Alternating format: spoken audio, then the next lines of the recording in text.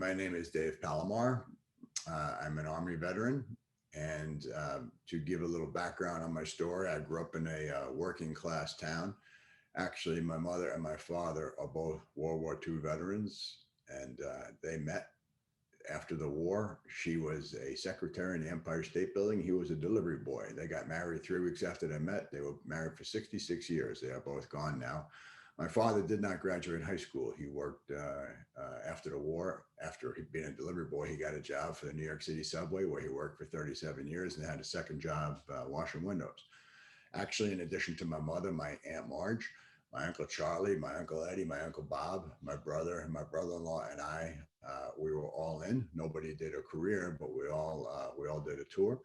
And we were, as I said, it was a working family. Uncle Charlie, Uncle Mike graduated sixth grade, eighth grade.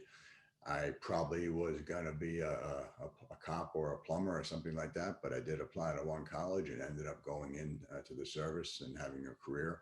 And this is actually the root of some of my volunteer activities. I teach financial literacy to underserved teenagers and to veterans, and I do a ton of career counseling for veterans. And I speak often, at least pre-COVID, and I will resume once COVID once we arrest COVID. And when I get up in front of people, I start my talk by saying the reason I'm here in front of you today is because when I left the service, I failed miserably in my transition, but I figured it out. And I want to tell you what I did in hopes that it will help you. This is not a lecture. This is a conversation. I will answer all your questions. I will help you however I can. So I want to try to help people so they don't have to endure what I did, because I did bump into quite a few walls. But I'm a positive guy. And one of my phrases, I love phrases, I love referring to movies, but one of my phrases is create conditions under which good things can happen.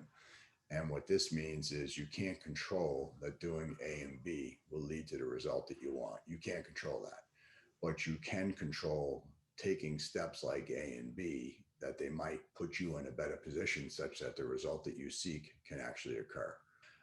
It is interesting that in my Army career, when I think of, now granted, I served in peacetime back in the late 70s, early 80s. We were not a conflict. The only conflict we had was Grenada. But the funny thing about the service is, and I talk about Seven Eagle and I talk about the diversity situation in corporate America and how hiring veterans can really help. It can help because the military is diverse, and the military is leaders, and leaders from all sorts of background, guys, girls, everybody, leadership, team player, inclusive. So, in the military, we talk about cold, wet, hungry, and tired, and people being in charge of people and setting an example and follow me and persevere through things that are difficult. Now, again, I did not serve in combat, but we had some pretty challenging and unpleasant training experiences. I actually went to Germany or to Europe, to Germany in 1984, back when the wall was still up, and I was in armor, and we drew our equipment.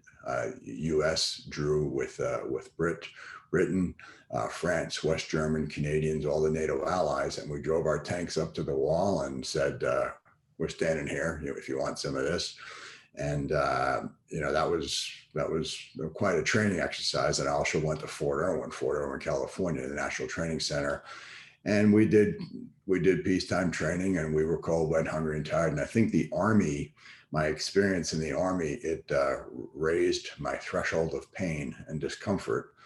And actually, ironically, the Lord works in mysterious ways. When I entered into financial sales and cold calling, 100% commission, 100% cold calling, and working on a trading floor, um, things that made other people uncomfortable or stressed, it simply wasn't an issue for me. I had a very successful career in finance, and I thank the Army for that, because I simply was very accustomed to multitasking and to operating under conditions of stress and duress. It simply did not faze me.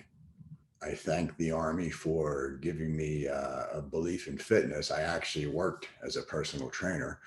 Actually, when I borrowed money, well, when I went back to school, I borrowed the whole thing. My father didn't have any money. I didn't tell him what it cost. He would have had a heart attack. So I actually tapped out on loans and I had to work as a personal trainer. But again, I was very used to waking up at dark 30 and training people.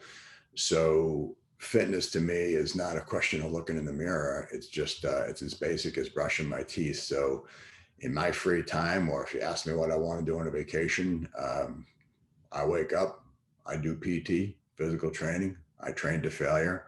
I'm getting older, but I still push myself, and I push myself not to compete or not to, like I said, not to look in the mirror. I push myself because it really makes me feel good. And if I was on vacation, I would love to hike up a mountain or carry something around or work real hard. So really, what I like to do, I like fitness. I like it. It just makes me happy. Going on a bike ride, and my kids and my wife sometimes say to me, "Why do you do that?" I go, "Because it hurts so much. I love it." I actually like to ride on my bike and or work out so I can't even breathe, and it's just a really great feeling, and I just really enjoy that. My family is my priority. My wife and kids are my priority. Spending time with them. I also like to read. I primarily like to read books about military people, maybe FBI, Secret Service, fiction people. I do mix it in with some classics because I think they're so instructive and useful for a person to read, and some business books. I've probably read every sales book that was ever written, and some of these motivation, self-help books I read, but primarily the FBI, Secret Service, spy books.